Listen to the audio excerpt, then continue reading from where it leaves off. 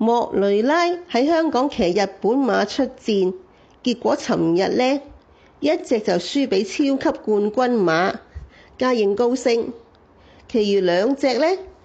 唔係俾人困住冇路走呢，就係俾人撞到乒乒乓乓冇成績。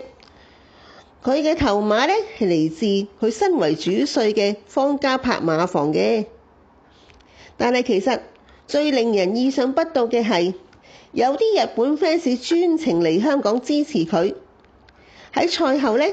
就喺網上寫嘢表達不滿，認為佢呢實在太離譜啦，太過分啦。不過呢，就唔係因為佢嘅成績唔夠好喎，佢哋不滿竟然係因為發現咗莫雷拉佢有肚腩啊！身為一個騎師，竟然有肚腩，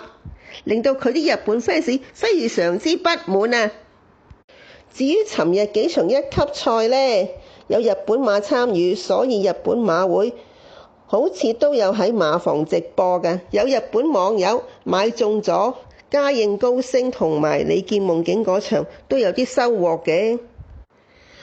我睇返賽後報告，其他嗰兩隻一束芳花好似係俾人困死咗冇路行喎。初呢啲日本人仲話莫雷拉同川田將雅各不相讓搞成咁，但係賽後報告就唔係咁寫喎。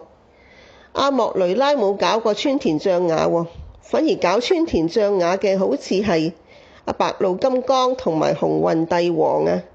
至於嗰隻六月豪取啊，未比賽之前都好似唔係咁順㗎啦。賽後報告話出閘冇耐，隻馬就俾人撞，結果搞到包尾搖。至於尋日最後嗰場呢，方嘉柏嗰隻太易穩啊，繼續俾翻阿志宏大師騎，莫雷拉就去騎咗陸續無限，揾外快啊！但係又係出閘冇耐啦，隻太易穩就嘣一聲撞咗埋啊陸續無限度，結果兩隻都唔掂。其實尋日碰撞莫雷拉嘅騎師都有幾多㗎，